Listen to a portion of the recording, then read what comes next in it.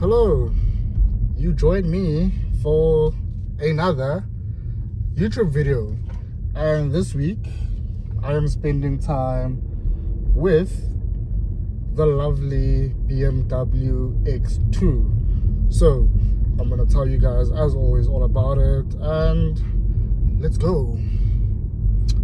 So this BMW X2, first things first, it's basically an X1 in a coupe shape. If you think the X1, it's basically the same platform, it's got this more or less the same looks, just with a few differences, same engine, same everything basically. I mean, same interior even. It's basically an X1 but in a coupe shape. And I'm keen to hear what your guys' thoughts are on the exterior design of this car. I've been kind of on the fence about how it looks. I mean, from the front, I think it looks really amazing. But yeah, the front is just where it does it for me. I mean, the back looks, I mean, I know looks are subjective, but the back doesn't quite do it for me, I'm afraid. But let me know down in the comments what you think about the looks. But anyway, so up front you get, of course, the LED headlights with daytime running lights.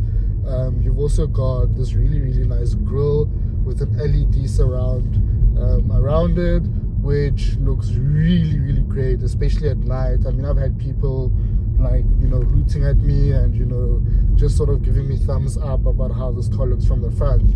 So I think in that regard, it definitely gets a big W for me, or from me rather, sorry. But overall, the front looks really cool. You've obviously got some sporty bits to it because this car is fitted as standard with the M Sport package, so that's also quite cool that you get that as standard from this model. Moving over to the back, as I mentioned, you've got the sloping roofline, which obviously may not be to everyone's taste, but this car isn't meant to be for everyone. This car is dubbed the Rebel, which is quite cool actually that they call it that, and that's quite fitting because, like I mentioned, it's not for everyone. So yeah, if you're looking to be expressive and different, then this is the car for you. But how does the sloping roofline affect practicality? So from a POV of sitting in the back seat, not so much actually. I mean, you've still got enough headroom, you've still got enough legroom obviously, so from that side of things it doesn't really impact practicality too much. You've still got quite a big boot as well, which is quite cool. So yeah, from a practicality point of view, not too much is different to the X1, which is quite cool then. So I think families, or small families rather, buying this car should still be okay. But jumping inside, you've got this interior, which is obviously quite familiar now, as you may have seen it in the X1. So in front of the driver, you've got these two large curved displays, or rather one curved display with two screens, if that makes sense. So in front of the driver, you've got your instrument cluster with all of your driver information and so forth. You can customize it slightly to how you like. You can have different options, you can view different things. So that's quite cool that you've got some customizability there. And then over to the left hand side, you've got your infotainment system, which is powered by BMW's operating system 9. And you've obviously got your wireless app connect, so wireless Apple CarPlay and Android Auto. Very easy to hook up to, very easy to basically use once you've got those things set up. But you do also have obviously BMW's own interface in there if you're not using Apple CarPlay or Android Auto. And one thing that I'm not quite a fan of is just the sheer amount of icons that you've got there. I mean, it can get a bit overwhelming because why do you have so many icons? So that is a bit of a bugbear for me, but alas, most of the times you will be using Apple CarPlay anyway, so that then doesn't really seem to be a problem then too much. But overall, you've also got obviously your climate control embedded in there. However, you do have a shortcut at the bottom of the screen to access your climate control, which is quite great. So you can then easily go into your AC and control different functions over there, instead of having to dig deep into the screen. It would have been great to have actual physical buttons for your AC, but I mean, you don't, and that's just a lot of brand new cars currently at the moment. You do have though some shortcut buttons, like physical buttons for the max defrosting or demisting, as well as for the rear as well, for the rear window. So you get something at least. But moving on, the cabin overall is really, really well laid out. You've got some really nice materials used over here. Most of the touch points are of a really good quality, which is quite great. You've also got a wireless charging pad over there, which sits upright, but you've also got a little hook kind of thing, which basically keeps your phone in place so that your phone doesn't move around. So that's actually quite thoughtful of BMW. You've got your cup holders over there, which can obviously fit a large bottle as well, and some other stuff. And you've got 2 USB-C ports, which is also quite cool for connectivity, and a whole bunch of storage below this middle armrest center console vibe that you've got here. So to touch on that briefly, you've got your gear selector obviously, and some shortcut buttons like your volume, your start stop engine button, and some other vehicle driving functions as well. So I think that's quite cool that you have them quite within reach, which is good, and it obviously that means that you won't be too distracted. Then you've obviously got a small armrest as well below there with some storage beneath it. The storage is quite little, but you know, you've got enough storage around the vehicle, so that isn't too much of a faff. Overall, I'm really quite impressed with the interior of BMW's vehicles in general. I mean, they make really, really good feeling materials. They use really good materials in their cars. The build quality is quite impressive as well.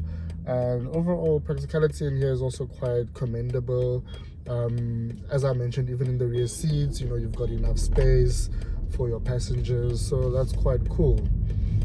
So below the bonnet up front, you get a very familiar 1.5 liter 3-cylinder turbocharged petrol engine, which produces 115 kilowatts and 213 newton meters of torque.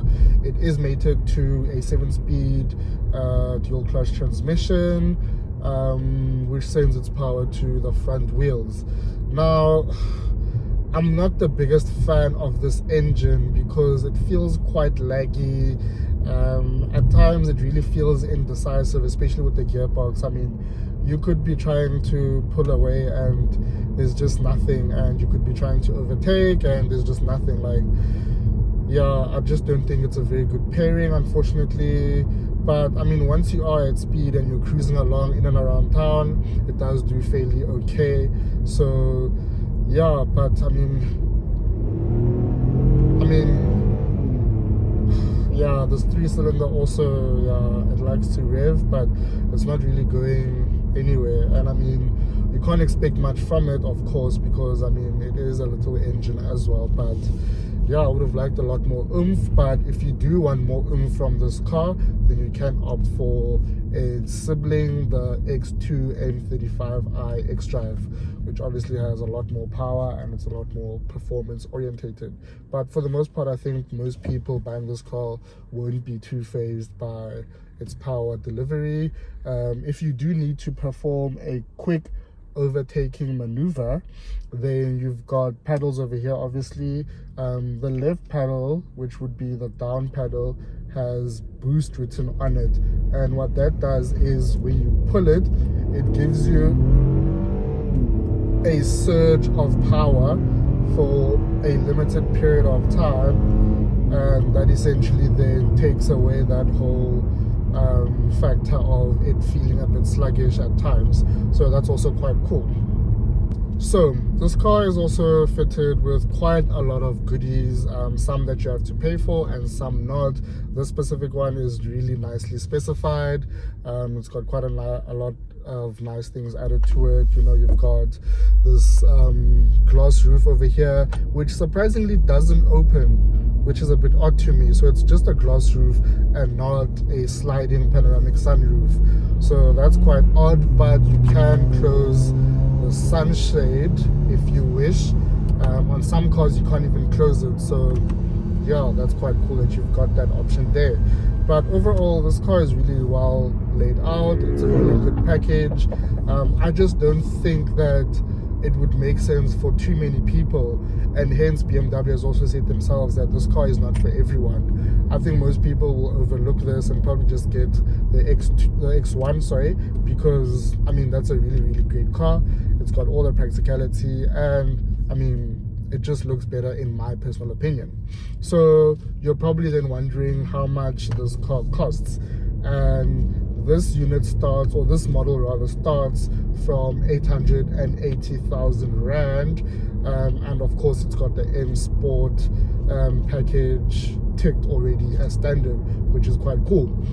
This is how much you can expect to pay on a month-to-month if you get this car as standard, which you probably won't. You'll probably take a few options, but you can expect to pay that much for this bad boy.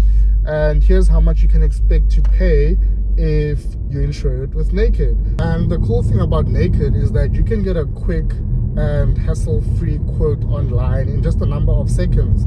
I mean, I managed to get a quote in about 1 minute and 15 seconds, which is quite remarkable if you ask me. And I mean, no call agent is going to hassle you. You do have access to a support team, but no one's going to bother you saying, why didn't you take insurance with us? So that's the really cool thing about Naked. But anyway, that is it from me and my time with the BMW X2. It's been quite a cool ride to live with. It's got quite a number of cool features, but for 880,000 Rand, I think I'd rather go for the BMW X1, which, as I mentioned, looks nicer, and yeah, just an overall better package that I would pick given my lifestyle. But let me know what you would take between the two. Would you go for BMW X1 or this BMW X2? Let me know in the comments, and as always, also feel free to let me know what cars you guys want me to review. But that is it from me and this one. I will see you guys very soon, and in the meantime, don't forget to like, don't forget to subscribe, and of course comment your thoughts. But I'll catch you guys on the next one. Cheers.